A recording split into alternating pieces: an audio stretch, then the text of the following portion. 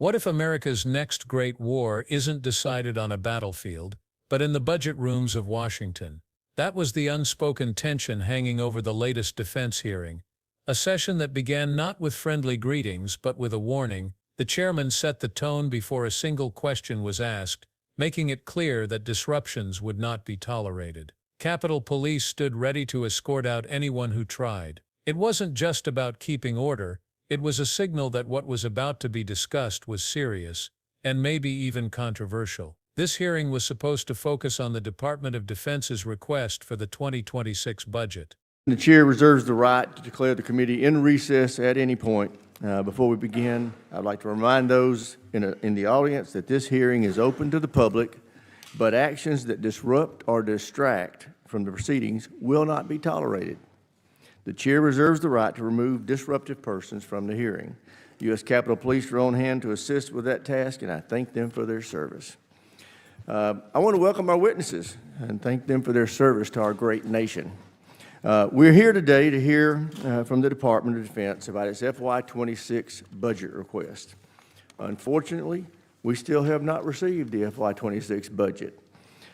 This historic delay by the Office of Management and Budget in releasing this information is absolutely unacceptable. It's impacting our ability to move forward with the NDAA, the next big step in enacting the President's Peace Through Strength agenda. That's a problem because threats to our nation have never been more urgent or complex. Adversaries like China, Russia, North Korea, Iran continue to expand their military power. They're no longer acting alone. These countries are strategically building alliances and supporting each other with drones, munitions, satellite technology, and energy supplies. And we're seeing that acutely in Ukraine. Make no mistake, a Russian victory in Ukraine would be a victory for China, North Korea, and Iran. We cannot let that happen. Russia must be stopped. Russia is not our friend. While our adversaries collaborate on the development and deployment of innovative new capabilities, we are facing challenges. Our defense industrial base has atrophied significantly, making it harder for us to sustain prolonged conflicts. That's why now, more than ever, it is critical that we make a significant investment in our national security. This investment is at the heart of achieving the President Trump's Peace Through Strength agenda. We look forward to steps toward enacting that agenda with our reconciliation legislation. Together with the President and our Senate colleagues, we've developed a historic investment of $150 billion plus up that will go a long way toward modernizing our military, rebuilding our industrial base, and restoring American deterrence. While this is a great first step, it will have limited impact without sustained investment in the following years. To truly achieve the President's Peace Through Strength agenda, we need to grow the defense spending to at least 4% of GDP. But we need to be smart about how we invest these dollars. That begins with identifying and cutting inefficient and unnecessary DoD spending.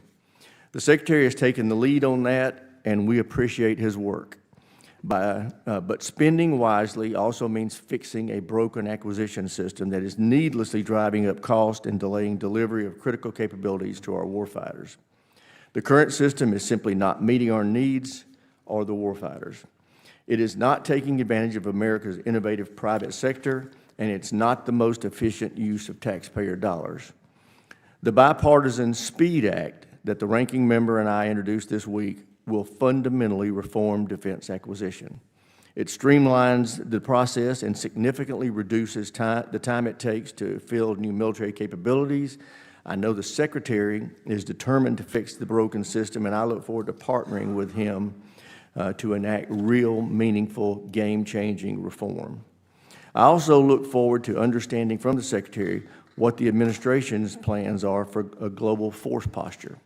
Maintaining a forward presence of U.S. troops in strategic areas across the globe is essential to ensuring peace through strength. The current level of American forces stationed in Eastern Europe are a crucial bulwark against further Russian aggression and another devastating war in Europe. Our forces in South Korea protect our ally, but also serve as a critical strike force if North Korea attempts a launch on our homeland. U.S. service members in CENTCOM and AFRICOM are fighting daily to defeat the terrorist threat against America and Israel while maintaining maximum pressure on Iran. And our forces in Japan, the Philippines, and throughout the Pacific are keeping China's hegemonic desires in check and preserving trade routes critical to our economy. Together, this collaborative posture forms the backbone of American deterrence.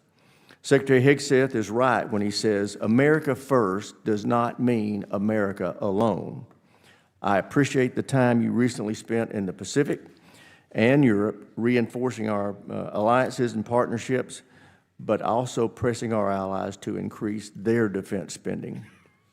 It is long past due for our NATO allies and those around the globe to shoulder a greater share of the collective defense. But we must understand it will take some time for them to grow their capacity. In the interim, we should not make large-scale posture changes that undermine our deterrence. I look forward to working with the administration on building the ready, capable, and lethal fighting force we need to deter our adversaries. And with that, I yield to my friend. But there was a problem. There was no budget, at least not one that had been delivered. The Office of Management and Budget was late, so late that Rogers called it absolutely unacceptable. In Washington, a delay like this isn't just an inconvenience. It can be a sign of deeper problems, political maneuvering, bureaucratic breakdowns, or an attempt to sidestep hard questions. Rogers made it clear this wasn't going to slide under the radar. He warned the delay was already stalling progress on the NDAA, the massive defense policy bill, and without it, the president's so-called peace through strength agenda couldn't move forward. That phrase, peace through strength, carries echoes of the Cold War, and Rogers used it deliberately. He wasn't talking about vague, distant threats. He named names: Russia, China, North Korea, Iran, not just as separate challenges but as a coalition of adversaries working together. According to him, they're sharing resources, drones, satellite tech, munitions, energy, and their cooperation is already visible on the battlefield in Ukraine. In his words, a Russian victory there wouldn't just be a win for Moscow. It would be a victory for Beijing, for Tehran, for Pyongyang, and it would be a blow to the United States and its allies everywhere. The framing was deliberate.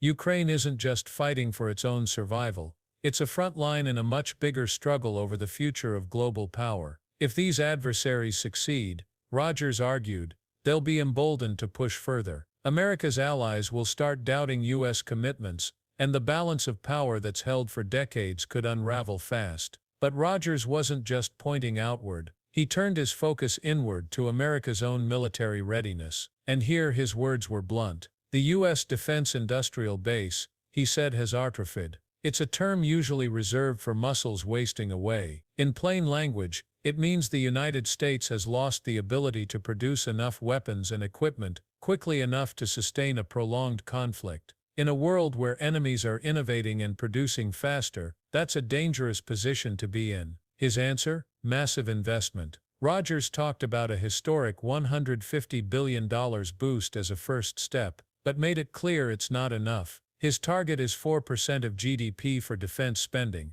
a staggering figure that would add hundreds of billions more to the budget. But he didn't just frame it as spending for the sake of spending. He tied it to a promise. This would be money spent smartly. Inefficient programs would be cut, waste would be eliminated, and most importantly, the Pentagon's broken acquisition system would be overhauled. That system, the process for deciding what gets built, when and by whom, is infamous for being slow, expensive, and tangled in bureaucracy. Rogers argued it's driving up costs, delaying the delivery of critical capabilities, and failing to tap into the speed and innovation of America's private sector. His vision is clear: faster procurement, more competition, and a direct line from taxpayer dollars to battlefield advantage. And he's not just talking. He pointed to the Bipartisan Speed Act, a reform bill aimed at streamlining acquisition and slashing the time it takes to get new capabilities to the warfighter. But Rogers' pitch wasn't only about money and efficiency. It was also about presence, where America positions its forces around the globe.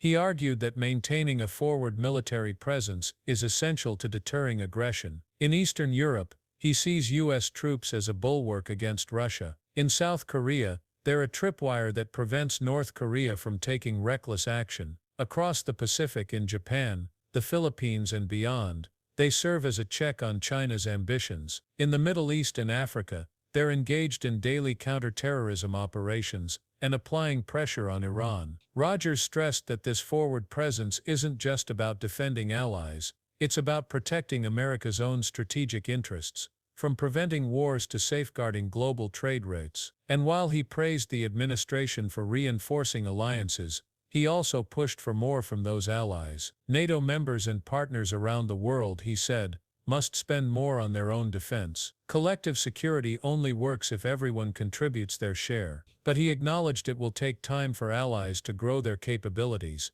and in the meantime, the U.S. must not make large-scale posture changes that would weaken deterrence. That point doubled as a warning against isolationist impulses, the idea that America can pull back from its overseas commitments without consequence. In Rogers' view, that would be an open invitation for adversaries to test U.S. resolve. He framed forward presence not as a generous gesture to allies, but as the backbone of a stable global order. Remove it, and the balance could tip into chaos. Throughout the hearing, Rogers balanced two messages. On one hand, deterrence abroad, keeping adversaries in check through strength, alliances, and global positioning. On the other, efficiency at home, making sure every defense dollar is spent wisely, and that America's military machine can adapt quickly to new threats. It's a combination designed to appeal both to those who want to project power and those who want accountability in how that power is maintained. The stakes, as Rogers laid them out,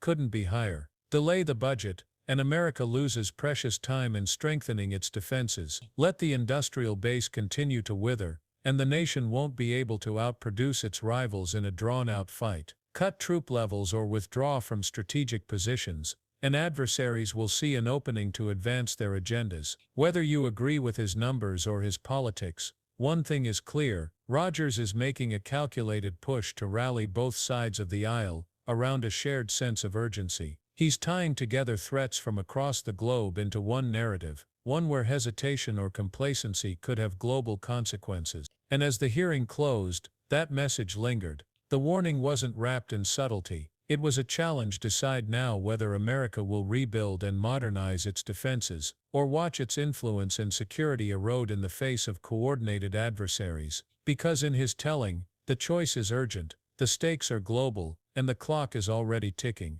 So what do you think? Is Rogers right about the danger and the need for massive investment, or is this just another push for endless spending? Let us know in the comments, and don't forget to subscribe, because the next story we're covering is even more controversial.